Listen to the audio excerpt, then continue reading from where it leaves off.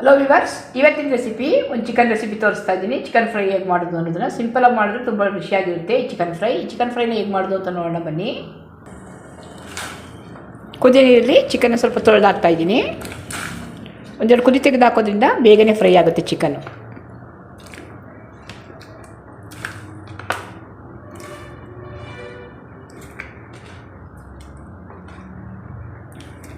Chicken ಒಂದು ಕುದಿ ಬಂದಮೇಲೆ ಸ್ವಲ್ಪ ಎಣ್ಣೆ, ಒಂದೆರಡರಿಂದ 3 ಸ್ಪೂನಷ್ಟು ಎಣ್ಣೆ, ಸಣ್ಣಗೆ ಹೆಚ್ಚಿರಂತ ಈರುಳ್ಳಿ ಹಾಕೊಂಡು ಫ್ರೈ ಮಾಡ್ಕೊಳ್ಬೇಕು.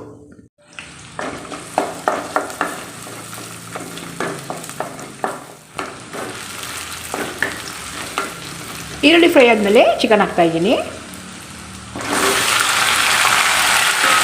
ಸ್ವಲ್ಪ ಅರಿಶಿನ, ರುಚಿಗೆ ತಕ್ಕಷ್ಟು ಉಪ್ಪು.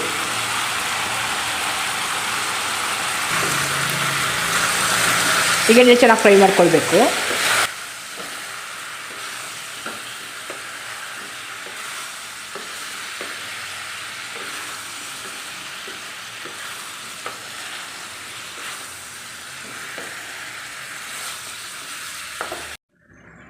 ಈ ಚಿಕನ್ ಫ್ರೈಗೆ ಮಸಾಲೆಗೆ ನಾನು ಖಾರದ ತಕ್ಕಾಗೆ ಮೆಣಸಿನ್ಕಾಯಿ, ಶುಂಠಿ ಮತ್ತು ಬೆಳ್ಳುಳ್ಳಿ, ಗರಂ ಮಸಾಲೆಗಳಲ್ಲಿ ಚಕ್ಕೆ, ಲವಂಗ, ಸೋಂಪು, ಸ್ವಲ್ಪ ಏಲಕ್ಕಿ, ಕಾಳುಮೆಣಸು ಹಾಕಿದ್ದೀನಿ. ಇಷ್ಟು ರುಬ್ಕೊಳ್ಬೇಕು. ರುಬ್ಬಿರೋಂಥ ಶುಂಠಿ ಬೆಳ್ಳುಳ್ಳಿ ಪೇಸ್ಟ್ ಹಾಕ್ತಾಯಿದ್ದೀನಿ. ಚಕ್ಕೆ, ಲವಂಗ ಎಲ್ಲ ಸೇರಿಸಿ ರುಬ್ಬಿದ್ದೀನಿ. ಜೊತೆಗೆ ಸಣ್ಣಗೆ ಹೆಚ್ಚಿರೋಂಥ ಟೊಮೊಟೊ, ಮಸಾಲೆ ಮತ್ತು ಟೊಮೊಟೊ ಜೊತೆ ಚೆನ್ನಾಗಿ ಫ್ರೈ ಮಾಡ್ಕೊಳ್ಬೇಕು ಚಿಕನ್ನ.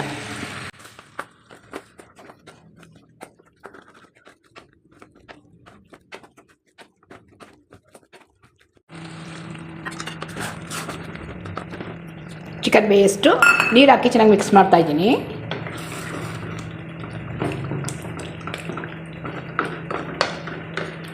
ಒಂದು 5ರಿಂದ 6 ನಿಮಿಷದ ಕಾಲ ಮೀಡಿಯಮಲ್ಲಿ ಇಟ್ಕೊಂಡು ಬೇಯಿಸ್ಕೊಳ್ಬೇಕು.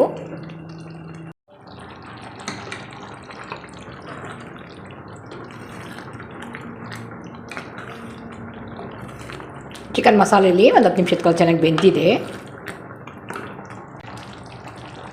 ಲಾಸ್ಟಲ್ಲಿ ಸ್ವಲ್ಪ ಕೊತ್ತಂಬರಿ ಸೊಪ್ಪು ಕೂಡ ಹಾಕ್ತಾಯಿದ್ದೀನಿ.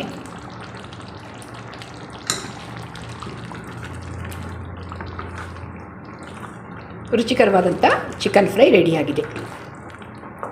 ವಿಡಿಯೋ ಇಷ್ಟ ಆದರೆ ವಿಡಿಯೋ ಲೈಕ್ ಮಾಡಿ, ಶೇರ್ ಮಾಡಿ, ನಮ್ಮ ಚಾನಲ್ನ ಸಬ್ಸ್ಕ್ರೈಬ್ ಮಾಡ್ಕೊಳ್ಳಿ. Thanks for watching.